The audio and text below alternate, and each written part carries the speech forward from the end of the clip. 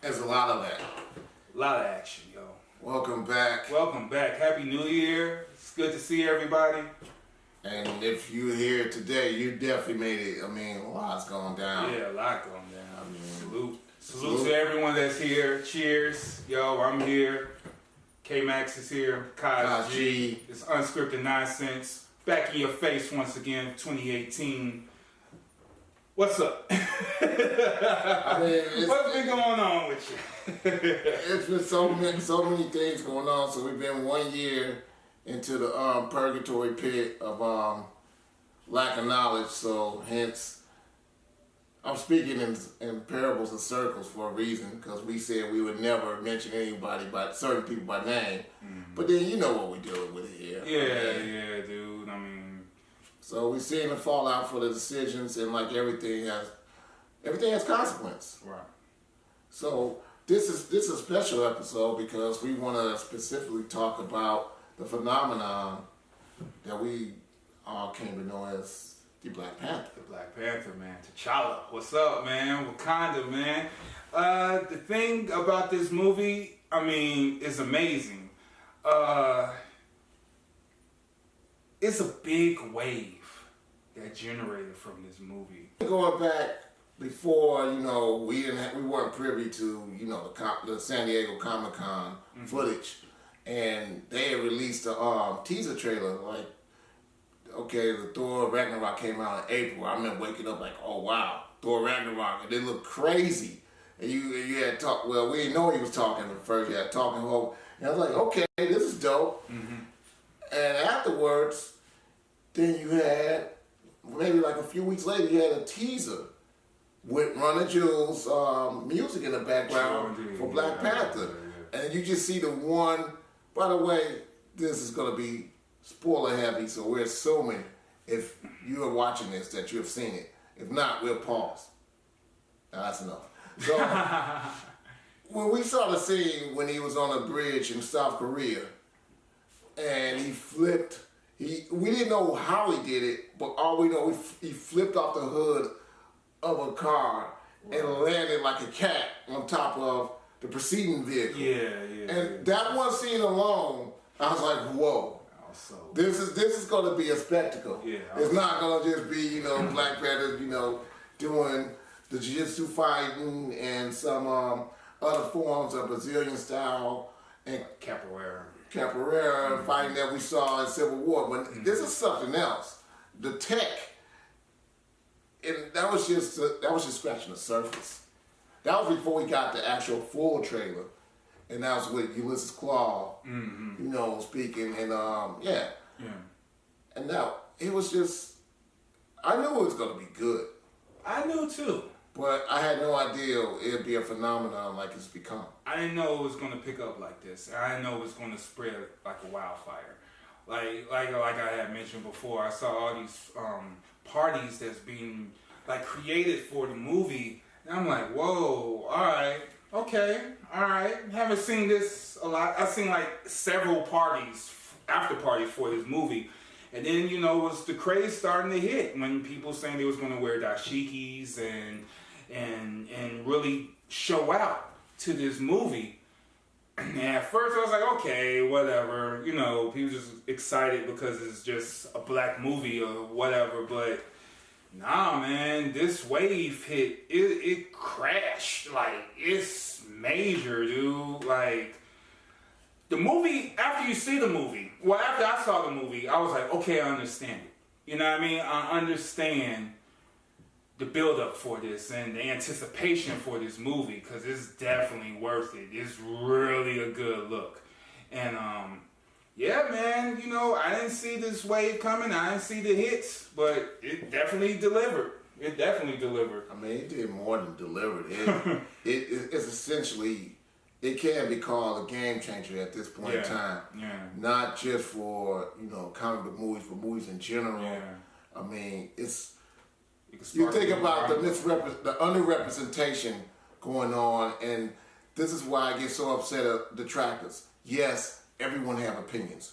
We know. Mm-hmm. Just like what we have on our backsides. Mm-hmm. Everyone has one. Mm-hmm. But when you have constructive criticism or something that's solidly, sound. For instance, one of my guys, one of my homies, said that Doc Maninoff, he was like, the only way, because he's a huge Marvel guy, the only way you could talk to him is if you talked about how the Clark character was taken out mid-movie. And yeah, that was a misdirection. You thought he was the main villain, and in the comic books he is. He is a formidable villain. Actually, he was working with Ultron and Thanos in the comic books, but this is the movie cinematic universe.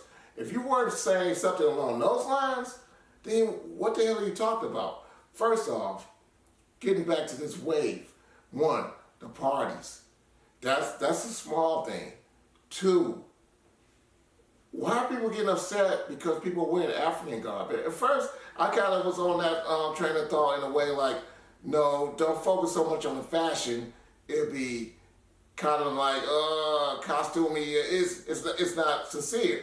But I saw the pride of people. Yeah, I talked to one of my other guys, K. Ross, and like he kind of broke it down. And once I actually got to the showings, well, by the time this was the second showing, and I actually saw people, strut their stuff and had, the different scarves and ashikis and all types of outfits. Yeah. I was like, okay. I saw an entire family from grandmother to the younger generation, not only attending the movie, but dressed in the garb. And it was phenomenal. It was because at first I was like, just concentrate on how the culture and the science and the tech. But I guess fault of mine, or short-sightedness of mine, I left out the social and then the garb is part of the cultural aspect as far as it being a celebration. Yes. And I take fault for that. Yeah. But I didn't get mad at people for that. And then if people getting upset and everybody, some people honestly broke my heart that they lashed out at it, and people saying that we're blind, we're giving money to Disney, Marvel, blah, blah, blah. But wait a minute, hold on. I talked to a friend of mine who owns an independent store that sells Caribbean and African garb. She's seeing a large percentage in sales. That's a small black business. Yeah. Run by a company. Indeed. Run by a couple, on the south side of Chicago, 75th Street. Mm-hmm.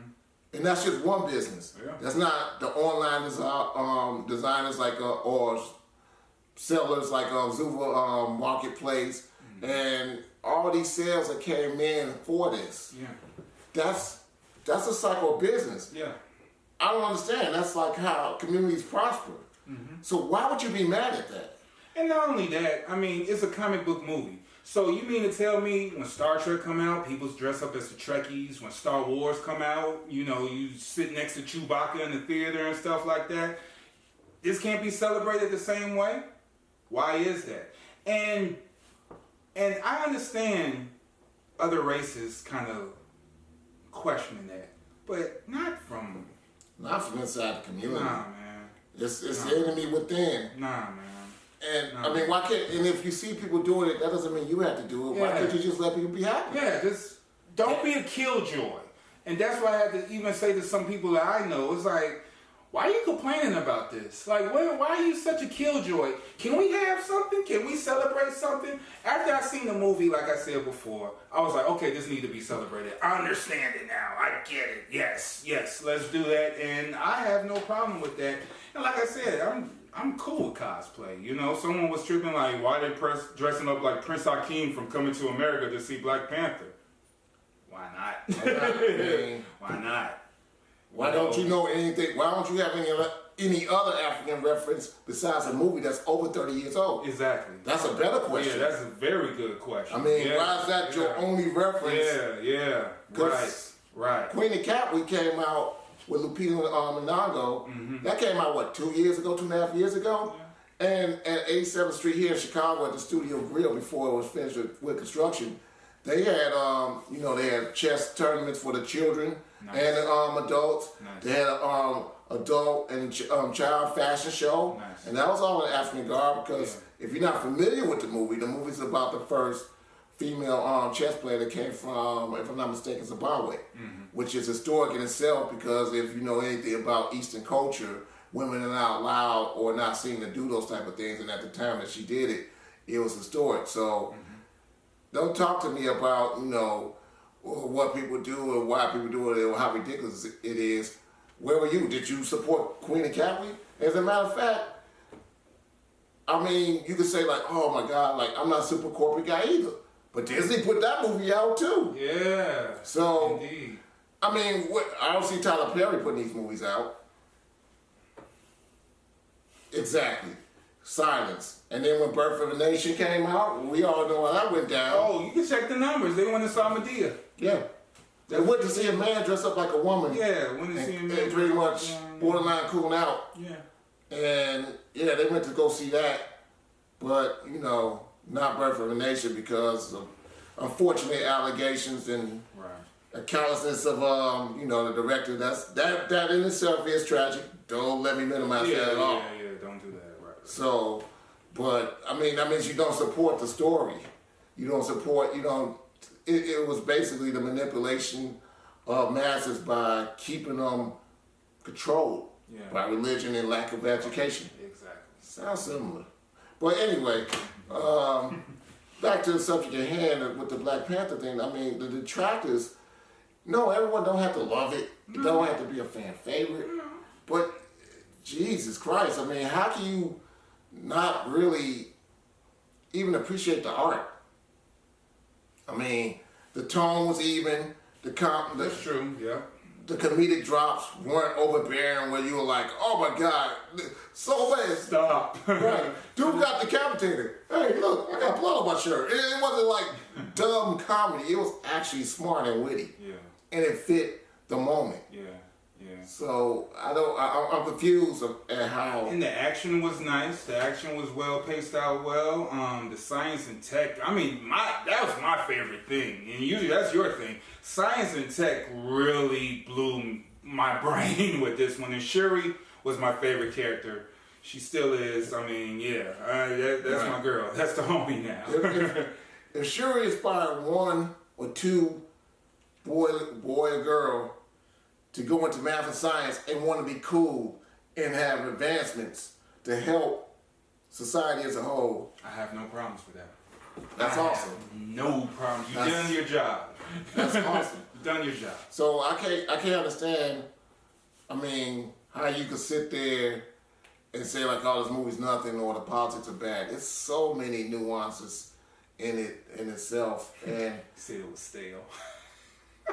I don't even understand how we watch the same movie or it's all right. You was watching. What about the fake accents? I mean, forced accents and stuff. Forced accents. Yeah, I mean, like, come on, man. I mean, wow. You can't just say like it's a so good critical. It's so critical for you. You're so critical, man. It's like, can you look yourself in the mirror and be happy? Like, what's wrong with you, man? Like, you can't digest this? Why can't you digest this right? I can't understand in these times, and then it doesn't have to be an affliction of white guilt or anything because these are real issues. Mm-hmm. Everything from the abandonment. T'Chaka abandoned his own brother after he mistakenly murdered him. Yeah. That abandonment. And then left a child. Left a child there for broke. Right. For broke. I mean, that could play out as far as like relationships.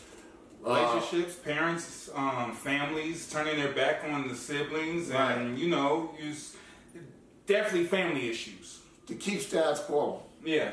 Exactly. Keep status quo. Yeah. And then honestly, that's how in real life.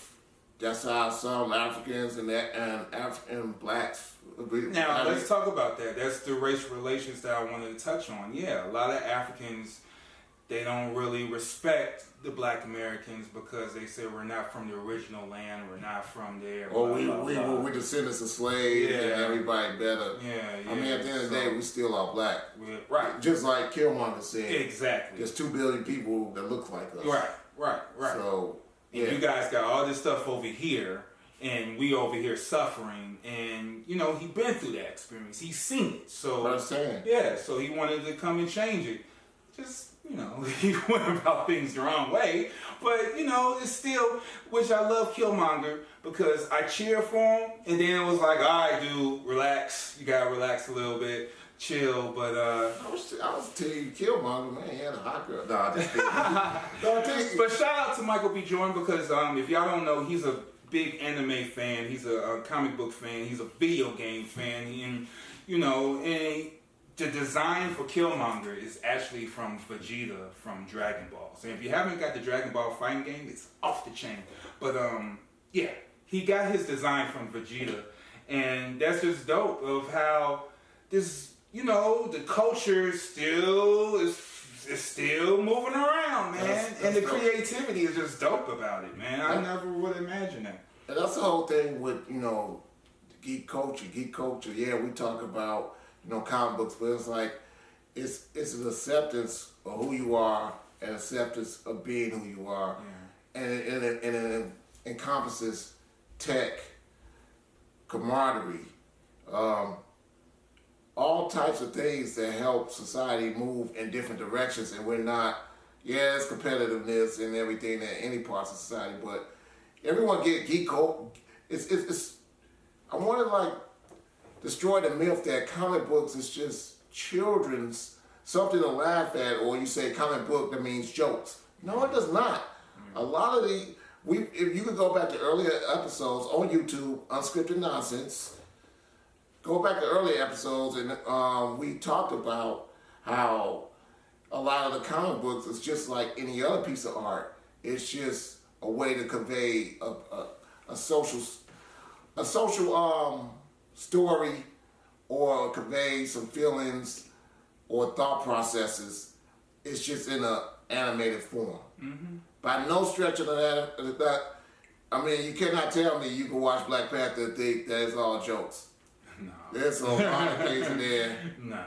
There's a lot of things. It's layered messages and messages and messages. And it's I think very well nuanced. Ryan Coogler definitely used that platform very well in just spreading that word out. And just the imagery itself is just... The costume design. It's powerful, man. It's really some powerful stuff. If you just summon just one word, I say it's powerful, man, because the costume designs. She I forget her name, is Christine. Mm-hmm. The costume designer. Yeah. I can get you a name in a second, but not only that, you know, this is one of the few movies that actually had a female DP, and that's the director of photography.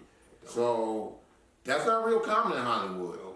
No, it's not. It's not at all.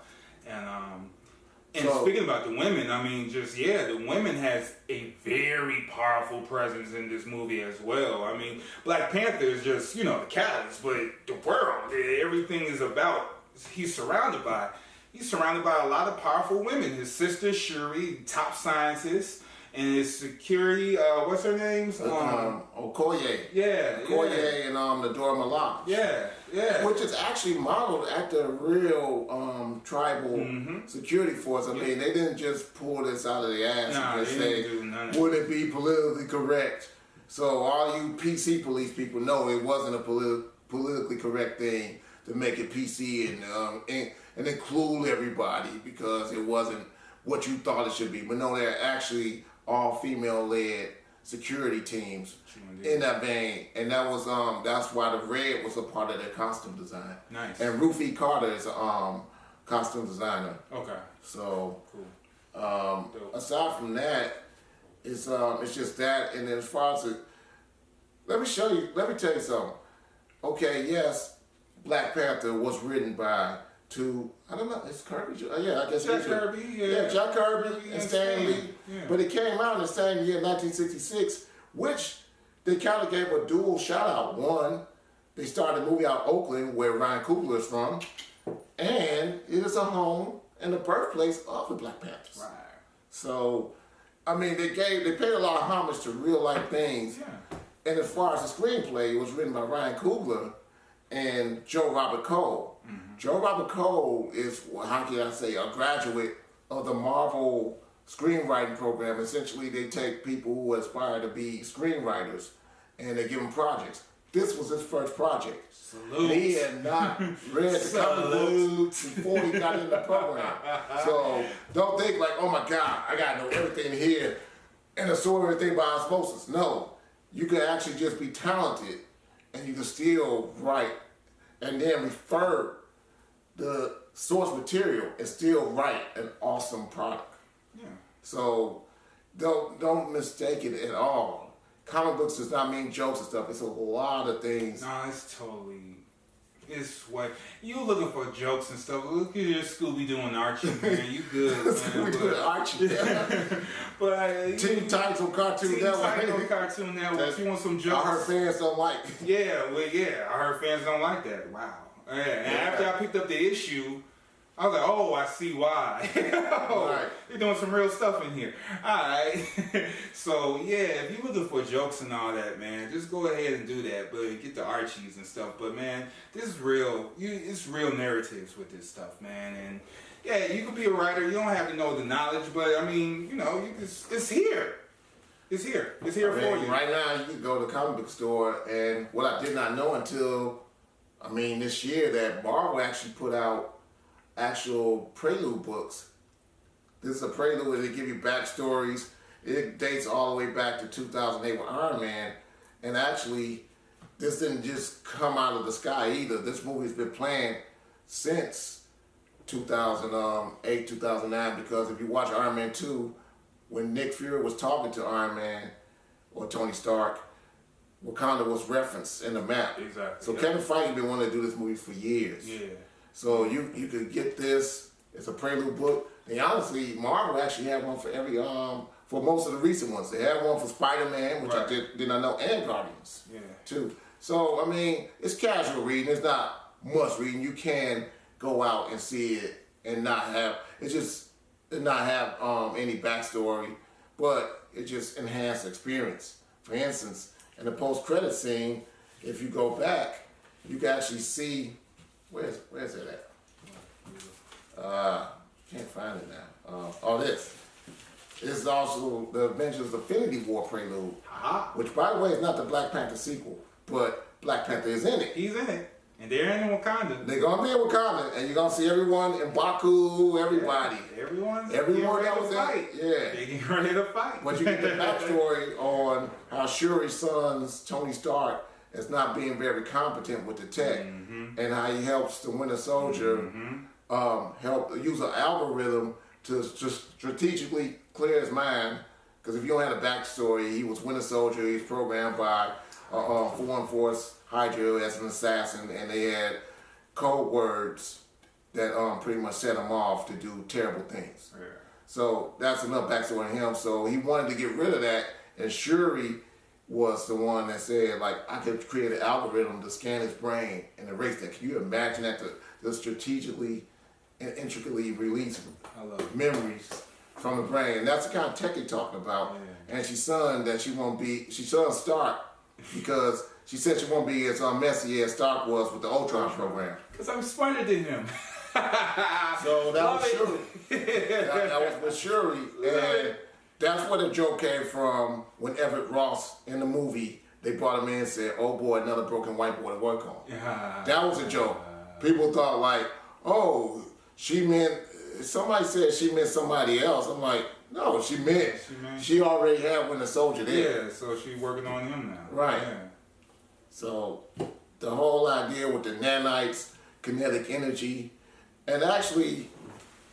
that was dope, because when she said the suit absorbed the blows and his kinetic energy, he's a bomb. He's a walking bomb. Right. And as soon as I thought that thought process, boom, the explosion segment had hit when he was on the car and stuff like that. So it's we can get real metaphysical. Yeah, we can. We can pick on any shooter. We can pick on anybody act out. Or bullying. For instance, you keep picking on someone, and that person is absorbing that. Eventually, that energy is going to be released. Yes. How it's going to be released? Who knows?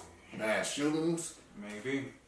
Domestic abuse. Maybe. It could come out in negative ways, or it could come out in positive ways, like in art. Yeah. video game playing. Yeah. Or reading comic books. Or reading comic books. I mean, the point being, exercising, working out, sports, whatever. Right. Yeah, working out. People work out a lot of frustrations. Yeah. So these are the point being is these are real life scientific phenomena and ideals. It's not like some comic booky term like, oh my God, this will never happen. Oh, again, what's that? Like, no. It's just chill. It makes sense. Yeah. It makes sense. And also, a shout out to the Killmonger character. Mm-hmm. He was created by Don McGregor in '73. That was an awesome year, by the way. And the Jungle Action Panther Rage. It was a 13-story arc, which is from, at the time, the longest story arc in comic books. Okay. So these stories are not new. Nah. The characters not new. They actually have source material. I mean, right now, well, I don't know if they're still doing it. I want to make sure I say it right. To Nahisi Coates, who, by the way, will be at South by Southwest on March 10th. Anyway, he's going to be at South by Southwest, and he's writing a new series. And I believe Christopher Priest is working on another. He worked on another one, but he's writing a newer series, and you get these if you see it at Dolby, at the Dolby theaters. Nice. And what else? Another thing, speaking of Dolby, it's always appreciated. You can appreciate it more if you see it on a real good screen. Because if you see it on IMAX, Icon X, or Dolby, best thing. For 3D, I heard mixed reviews for it. I don't like 3D anyway. I mean, I don't even know why 3D is still a thing. Yeah.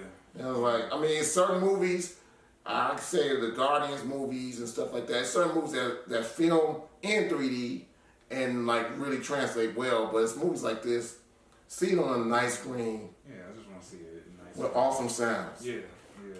Ooh, because the soundtrack throughout the movie is so dope. Because people thought like, oh, Kevin Barnes gonna be trapped out, but like actually the trap beats with the music score actually kind of worked out pretty well. It was a good blend for the movie, man. Yeah. It really worked. That's why I said the pacing was well, the score, the soundtrack is dope. And it's the #1 soundtrack as well. The album is doing really good. Yeah, it's #1. Yeah. I mean, I think I went out to Kitsune NBA. It's some partnership that this fashion line did with NBA that they had the Virgin Hotel last night. Okay. And 3 different DJs played at least 2 different songs. King's Dead with the J-Rock and Killer Lamar. That's hard. It was a couple joints. The Ways, I love that joint with Sway Lee and Khalid. Yeah.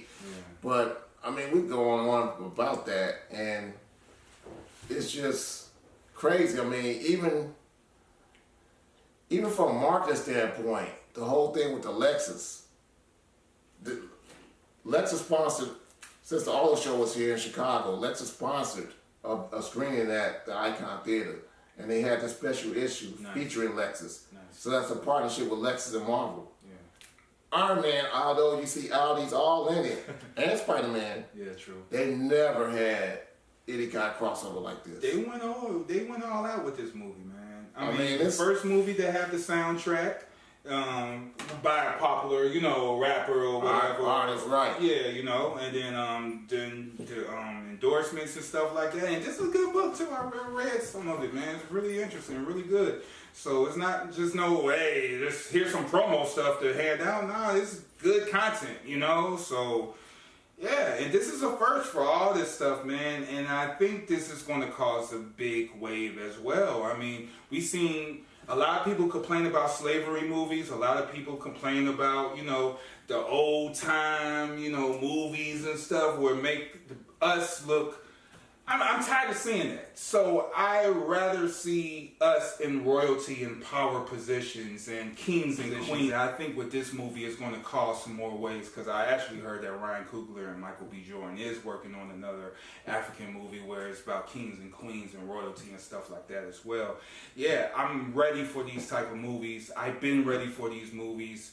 And like you mentioned earlier, a lot of these other filmmakers aren't making these type of movies. We had Django, but that was Quentin Tarantino. You know what I mean? Yeah, I really like Django Unchained. Yeah, you know. So I mean, but that was a revenge fantasy. Yeah, true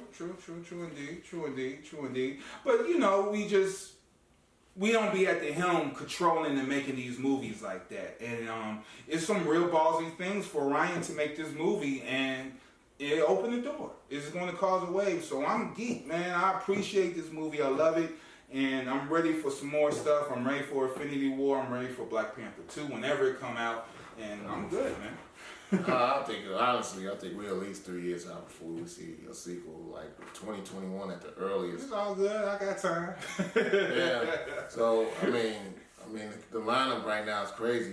You got Infinity War, and you'll see all your favorite characters from Black Panther in that movie because it affects them. Yeah. Then you have Ant-Man and Wasp. Nice. Hip hop variant covers.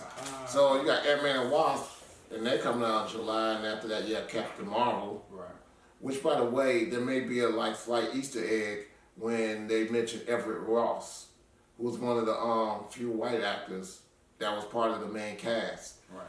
On a geek out moment, you actually had Bilbo Baggins and Gollum face to face without the makeup. Yeah, indeed. That's a Lord of the Rings Hobbit reference. Yeah.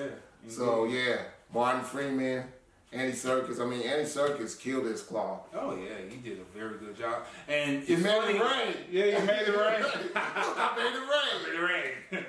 They played off each other so well. Yeah. When he asked him, "Are you coming out with a mixtape?" Yeah, that's what I was going to say. People actually is asking about this mixtape, so I don't know what's going on. But you need to drop that tape, son. We looking up the SoundCloud right now. Right now, man. Sonic Blast. Yeah. Man, he's like, "I give you a SoundCloud leak." It was hilarious. Yeah, it was hilarious. Andy Serkis killed it. Yeah, he did. That's Claw. He did a very good job. I think that's another thing too. You can see that everyone put pride and work into their roles. Everyone, and you can just feel that energy as well. It's like, yo, everyone really, put up their 100% for this movie. You can tell from the backgrounds, the cameraman really did this shot right here. You can just feel that energy. And that's one of the things I appreciate as well. When people go to their job and do their job and have fun and just have pride into what they do, it exudes, oozes from the movie screen, and you can just feel it. And that's one of the best things about the movie as well. Yeah, I cannot agree more. When I watched the Purple Carpet, and then mind you, when I saw that, I saw Purple Carpet. That was right after the Grammys. No, right before the Grammys. Right after the Grammys. Mm-hmm. It was the Monday after the Grammys. Okay. Yeah, so that was back in January 30th. And at the time, I saw the kid. I knew he was gonna play the young Killmonger, but then I didn't know who was gonna play him. I didn't know who was who. And they introduced him, and then it was other people from other Marvel properties like Cloak and Dagger and the Runaways and stuff like that. So I didn't know who the hell was in the movie. So I watched the Purple Carpet, and everybody was just happy. Even when I watched, I got a chance to see the Twitter Marvel Q&A the Monday before last, 4 days before everyone else did, and they had the whole cast. They had Nate Smith, nice. They had Kevin Feige, nice. They had Chadwick Boseman, Ryan Coogler, nice. Letitia Wright plays Shuri, nice. I keep Danya that played Okoye. Off of Walking Dead. Yeah, they had her, and they had Lupita Nyong'o, and they had Winston Duke who played M'Baku. Yeah, so they had the ball on the panel. Michael B. wasn't there? Yeah, Michael B. Jordan was there. Sorry, he was there. Because he said something, and it was an inside joke, and then he had to do a push-up during the panel. Oh, yeah, that's where they come from. Okay. Yeah, see, they did that during the Q&A. Oh, okay. That's the kind of camaraderie and love that they have for each other. And it's just, you see a lot of panels. We see some other movies. Sad Ben. Shh. And then, you see people like it comes out that they didn't like each other and stuff, but you don't see that. You don't see that with this, and that's what I'm saying. You could feel that once you see the movie. It's like electric. It's like, oh wow, everyone. Okay, all right. Everyone liked this shit. All right, I'm cool. Well, let's do it. And I seen some other footage. I think Shuri, she was freestyling and stuff, and M'Baku was beatboxing and stuff. It's like they having fun on set. You know what I mean? Like, yo, this is just cool, man. It's really dope, man. And yeah, I like it. I like it. I can feel it, and I like it. And I'm ready for more. I wish I could watch it right now. Right. I mean, and the symbolism in the movie is just crazy. As far as just not only did it reflect a lot of like race relations, how people view themselves, but it's also about family. How broken homes can affect your lives and change your path forever. Yeah. And then it's like breaking from the old, and just because you have a tradition doesn't mean it's right. It's right, yeah. Because in the argument when with Nakia asked Okoye, like, isn't there something you could do? And then she was pretty much, well, that's the ritual. And she was like, damn, the ritual, they killed the dude. Right. And then it was just a frustration of like, we're following a tradition that may not make sense. Or it's not make sense for the modern time where we're in right now. Right, or it's not practical anymore. Yeah, right. I mean, you read stories, if you do follow any history, there's horrific things. I mean, I think it's horrific when they used to kill people, they tie your 4 limbs up to 4 different horses going in 4 different directions. Ouch. And pull you apart. I mean, it's horrific ways. Not that, like, we're more civilized, but that's the point. There's a lot of things that's happening now that's done differently. Yeah. And it was a different set of knowledge. The tools that people had, well, except for building pyramids and some of the math that's been stolen, we don't know what happened to it. But besides that fact, where is it? The idea of just following tradition and being dogmatic just for the sake of doing it, it's not always a good thing. The idea of being an isolationist and saying what worked in the past may not work now. Times have changed. Yeah. And either the Wasabi character is like, well, that's how we did in the past, but everything's changing and they're catching up. Either it'd be the conquered or the conqueror. Well, he said the conqueror or the conquered. Yeah. And then because back in the day, Wakanda was advanced with the vibranium. Although in this context, the rest of the world didn't have vibranium, don't mean they still didn't have weapons. Right. Exactly. Still don't mean they had tech. Because this is the same world where we have Iron Man and Ultron and all this going on, so it was still tech out there. Yeah, it's tech out there. So what happened in the past does not necessitate what will move forward in the future. Exactly. I mean, people used to think it's asbestos was cool, and I went to ocean class and saw kids playing in the mountain of it. You do that now, it's like, what the hell? So, but not only that, you had to, T'Challa had to deal with his father. After he, he did the thing to Killmonger and stuff. He had that encounter. It was like, yo, yeah, come with us now. Nah, I'm not going, man. Y'all did something very dirty, and it's just not right. And because it's tradition doesn't mean that it's supposed to, it's good and acceptable.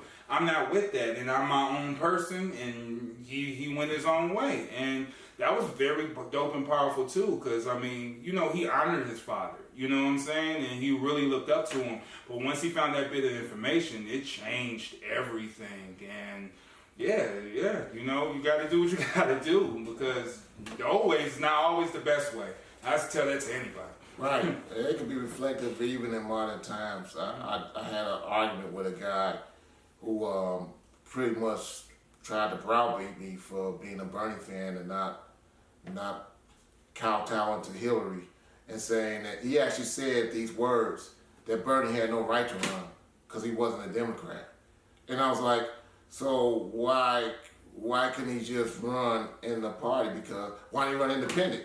Because they wouldn't let him in the actual debates if he didn't claim one of the two parties. That's true, right. And then so he was like, well, he should have gone with Democrat. But then okay, we had 8 years of Democrat that didn't do too well for us. Not only that, I mean, her history's not great.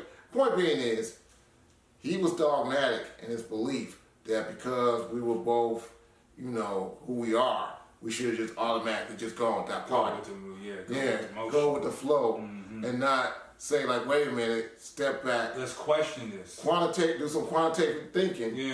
And say, wait a minute, how has this benefited me? How has this helped the community? How has this helped us as not just people, but as a country and in general? If you can't come up with a lot of positives, maybe it's time to do something different. Doing the same thing and expecting different results, you know what that's called? Insanity. Unless you're going for the next Joker movie, or you know something of that ilk, it's not going to be a good look. Not at all. So I mean, I say all to say that that's just one of the lessons in that. And that's just one. You know what I mean? There's many other lessons in this movie, and it just really touched the soul on this one. And yeah, dude, salute to Marvel. A salute to Marvel. This has really got me in gear to wait for Infinity War. I knew this movie was going to be good, but this movie is like really dope and really got me geared up to see the next installment. So shout out to Ryan Coogler as a director. Super shout out. You did your job, bro. You did your job. Fruitvale Station. Yeah. You made me care about a Rocky movie 40 years after the fact. Right. And now I actually got almost a halfway fever pitch excitement for Creed 2. Yeah. A sequel to a Rocky movie. Do you know that movie came out 4 years ago? It's only one other movie that came out 4 years ago and it's still garnering excitement. And that's Star Wars. We're talking about Rocky, which by the way came out around the same time. So shout out to Ryan Coogler, man. Yeah, I mean, salute. He's an auteur. And that guy really, I mean, just the subtleties as far as the inversion, like after Killmonger went to the astral plane and he walked towards the throne, if you didn't check it out, the camera, the image was inverted, like as if to reflect that everything is turned upside down. And that was a cool shot, by the way. Because when you saw T'Challa come back in, everything was straight. It was back to normal. Right. But then when Killmonger came in, and that score again, that's that score. So yeah, man, Ryan Coogler definitely did his job. He's very dope artist. And yeah, man, we talk about this shit for days, man. It's so cold, man. Cinematographer Rachel Morrison. Nice. So, nice. Shout out to her. She did a hell of a good job. Yeah. I mean, the tide is changing, and it's good to see. This what happen when you have more inclusion and diversity. Diversity does not mean PC or you're ruining my childhood. It doesn't mean none of that. And please don't be a jackass and say like, well, if a white actor played Black Panther, or well, there no white people in it. I'm like, it's a country in Africa. It's a country in Africa, and yeah, that's about it. Yeah, I mean, some people complain about the Avengers wasn't in it, and I was like, well, they didn't need it. Well, let's get this clear. Black Panther really don't need the Avengers. He have an entire army, and he's a king of Wakanda and Africa. And he's technically more advanced. And he's way more advanced. So, like, I look at him like Batman and stuff. Like, you know, Batman joined Justice League. He cool, but he could do tons of stuff by himself. He's very independent. And, yeah, that's the same way I look at Black Panther. Yeah, I mean, and even so, while I'm at it, when we talking about Ryan Coogler, this is Blade Runner 2049. If you got it, for all you techies, in periods just like models, you could get a model spinner that you can put together, no glue needed. The reason why I brought up Blade Runner is because that's part of what inspired Ryan Coogler to do the set design for Wakanda. He was inspired by Blade Runner. Yeah, and he not this one, but the original Blade Runner. And that's definitely, he put the whole vision, like, y'all heard Afrofuturism for years and years and years and never had the vision for it. This is the vision for Afrofuturism. And like I said, stellar job, man. You did a hell of a good job putting this all together and Shout out to my girl Tasha Womack. She does Afrofuturism books. Word. Look her up. YTASHA Womack. And I had to think about the way it's spelled. And yeah, check her out. She does a series of books on Afrofuturism. She has for a while, and she be at C2E2. Yeah. Where she was, I don't know if she was there last year, but she's been there last year. Oh, she was there? Yeah, I saw her. Yeah, so that's going down in McCorn Place, April 6th through the 8th. All right. So, I mean, we will be there, so hopefully you see us hanging around. But yeah, right. man. Yeah, Afrofuturism definitely captured that. It was very good. Very good, man. Very good. Costume design off the chain. Cinematic shots was dope. And he shot in IMAX as well. Right. Yeah. 1 hour of the movies in IMAX. That's why, hence, you know, either you see it on Dolby screen, Icon X, or IMAX. Right. I mean, if you see it on other screens, that's great. Or, you know, if that's a resource you have, I know time to type, money's short. So you see how you see it. I get it. But yeah, I mean, if you want maximum experience, it does make a difference. And that's coming from someone who's seen it on 3 different screens. I've seen it in IMAX, I've seen it on Dolby, and I saw it on small screen with the Lexus screening. Nice. So okay. I can tell you there is a definite difference. Okay, that's dope. So I mean, I don't know what to say, man. I mean, it's just so much. So much, man. Jessica Jones, March 8th, though. Jessica Jones. Day. I mean, yeah. Look out for future episodes. As far as coming soon. We got a lot more to talk about, like Jessica Jones. You know, more of the Marvel Cinematic Universe. And side note, I heard fans is putting up a petition for Wakanda to get a series on Netflix as well. So, the wave. It's the wave, bruh. We're gonna see what else develop from this. But like he said, yeah, check out for more episodes. We're gonna definitely discuss about Jessica Jones, Infinity War, Doomsday Clock. There's a lot of things to talk about. There's a lot of things I like to talk about. As far as like, you know, Rick and Morty issues, all types of things. Yeah. Albums. At first we were gonna try to include things in it, but we just ended up just making this whole thing Black Panther. Yeah, let's just. It's better this way. Yeah. And not to unclog it up. But hit the subscribe button. Definitely. And notifications so you know when we have new episodes and you get notified. And we definitely share it, tell your friends about it. And then let us know in comments what you think. Yeah, absolutely, man. We're always open to hear input and what y'all think. If you like it, what we could work on, this, that, and the third. So, yeah, man. Kaz G. K Max. Unscripted Nonsense in your face. Thank you for tuning in. Subscribe, share, like, all of the above. You can catch me at King of Slaps 95 at Twitter and Southside Kaz G at Instagram. At K Max, KMAX_Chicago on Twitter. And CHI_KMax on the IG. And yeah. I mean, thanks for checking us out. And also, it's CTA Radio. Some of this stuff coincides. That's Wednesday nights, WHBK. Yeah. 88.5 FM or iTunes College Directory or WHBK.org. And we want to thank you for checking us out. I mean, thanks, man. And we got more to come. And way more to come. Way more to come, man. The wave just started. The year just started and the train is on its way and we on this boy.